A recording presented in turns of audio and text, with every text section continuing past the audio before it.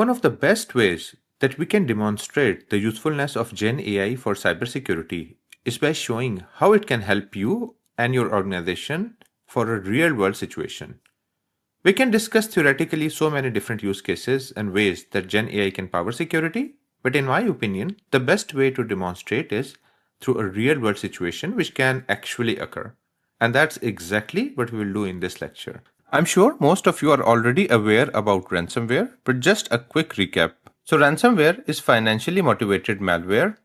And what happens is that hackers gain access to your servers, they infect the network, and they encrypt your file with their own keys. And then they demand ransom for unlocking the data. And in case the companies don't pay the ransom, and in some instances, even if they pay the ransom, usually through Bitcoin, they still face data loss. And this can result in financial loss because the company's operations can get affected. Just imagine if their databases get locked or, customers' information get locked, then the business has to suffer financial loss as well as reputational damage. So ransomware is a particularly bad type of malware which has been wreaking havoc recently, and a lot of organizations have suffered due to it. So let me explain the situation. So the situation is that as part of the security operations team, you have observed some anomalous behavior on one of your servers. You have seen some suspicious log entries and some other anomalous behavior which has raised alarms. And you're almost certain that your organization is undergoing a ransomware attack. You have collected some indicators of compromise or telltale signs that it is probably a ransomware attack, but you're not sure. Now, a high-level executive emergency meeting has been called, and you and your team have been tasked to immediately stop the spread of the ransomware. Now, we're going to approach this problem in 3 steps. Step number 1, we're going to collect clues or indicators of compromise, which is going to give you a good idea of how it's done in real life. Secondly, we're going to leverage GenAI to identify the specific strain of ransomware. So this is where GenAI steps in and starts helping us. Now, the first thing that we need to understand is what we call as indicators of compromise. You can think of them as digital clues of a security attack which happened or which is currently underway. But before we delve in, it would be nice to quickly go over some common indicators of compromise so that we have some context for this particular practical activity. So the first popular indicator of compromise are suspicious pop-ups or errors. A system that has been compromised often shows weird pop-ups or strange behavior. You may see strange error messages, or in the case of ransomware, it may be a note from the attackers to pay or else. So if you're seeing any suspicious pop-ups or error on your screen, that could be an indicator of compromise. The second one is that you may start to notice that some of the files on your system have been encrypted without your knowledge or permission. That is a typical indicator of compromise for a ransomware attack in which the attackers, they silently encrypt your important files and then they demand ransom against it. The third one are obviously suspicious log entries. So log files are basically your go-to source, sort of like a rule of the thumb in case of security incidents. So you have so many different log files like application log files, web server log files, you have system level log files, network log files, and all are amazing sources of truth. So basically, if you find out suspicious entries in log files, that could also indicate a compromise. Fourth are exfiltration attempts, whereby attackers, they try to steal information and send it remotely to another server. And this may be detected through log entries, maybe network log files, and even maybe, system level files or history of what are the commands that ran on the server. And finally, you can also identify if you have suspicious processes running. So for example, you can just monitor the current processes that are loaded and running in the memory, and they could contain some processes which you have never seen before or which seem suspicious. There are so many different indicators of compromise, but these ones are sort of like the common ones, and they give you a flavor of what type of indicators of compromise we should be looking at. So let's see what information have we so far collected against each type of indicator of compromise. So the first one was suspicious pop-ups or errors. And we have noticed that the web server landing page is showing the message, all your files have been encrypted, send 5 bitcoins to the following address and so on. So obviously, it's an indicator of compromise and very likely a ransomware. because it is directly claiming that all of your files have been encrypted. So it's obviously going to impact our business. And it's saying that we need to send 5 Bitcoins, basically pay the ransom, in order to recover our encrypted files.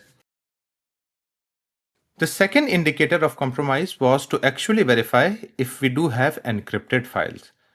And we have discovered that our files have actually been encrypted without our knowledge. So that's important. Sometimes we do encryption to keep our data or files safe, but this is not that case. Files have been encrypted without our permission. And when we verified the files, we saw that all of these files which have been encrypted are showing the .basta extension. So that's the second indicator of compromise that we have collected. Next, maybe we shared our log files with ChatGPT and it identified that a suspicious executable script was downloaded using wget from this particular IP.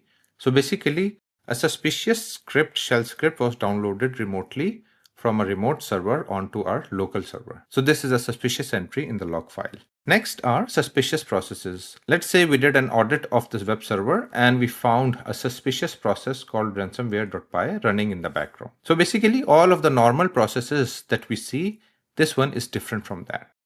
And finally, we also saw an exfiltration attempt because we found from logs and a history of shell commands executed on the server that there was an outbound tunnel to this IP address, which incidentally correlates to this IP address. Okay. So it's the same IP address from where a suspicious script was downloaded, and it's the same IP address to which an outbound communication channel was established and possibly data was exfiltrated.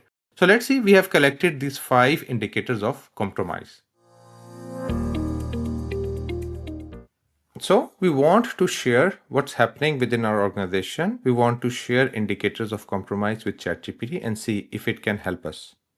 So here's the prompt. We have recently seen some indicators of compromise on our systems. These include files have been encrypted without our knowledge and the extension shows .basta.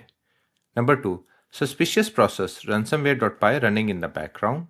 Number 3, suspicious executable script downloaded via wget from IP address, and this was the IP address that we saw both in the traffic logs as well in the command history. And we also saw outbound communication to the same IP, which basically means we downloaded something from this IP, we ran it locally, and then we are sending something to this IP as well. And we also saw that the web server is showing the message, all your files have been encrypted, send 5 BTC. Now, the next part of the prompt is also important. Based on these indicators of compromise, what ransomware or threat actor could be involved? But this is also important. Please include your reasoning so that we have confidence about the accuracy of identification.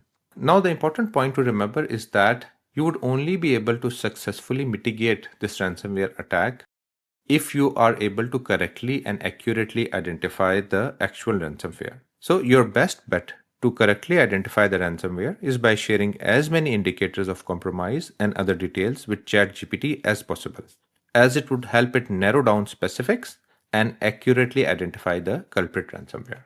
So let's see the response. Okay, so here's the response. Based on the indicators of compromise you've listed, it's highly likely that you're dealing with the Black Basta ransomware or a closely mimicking variant. And more importantly, it also provides the breakdown of the reasoning behind this assessment. So number 1, it says that encrypted files are with .basta extension, and which is typically a telltale sign of the Black Basta ransomware. Secondly, there is a suspicious process ransomware.py running in the background. Once again, this also indicates a possible ransomware attack. Third one is the external IP address. This IP address has been reported in threat intelligence feeds as associated with Black Basta activity. Now, something to keep in mind is that the threat intelligence community or the security community is also well connected, and there are different external sources which basically log information about different new and emerging threat actors. So we have access to these external platforms who have this threat intelligence, and they can help us narrow down our search. So based on the IP address, it is sort of like well known that this is associated with Black Basta. And it also names the specific platforms from which this information has been collected. It's ThreatFox, Alien Vault, and other CTI platforms. And also the pattern is the same. The payload is fetched, the basically ransomware script is fetched via wget or curl. And then we have the command and control communication. The compromised server opens a backdoor communication or a backdoor channel to the remote server and sends the exfiltrated data. So this reinforces the connection to Black Basta. And finally, the ransom note on the web server. The style of messaging is consistent with the Black Basta ransomware.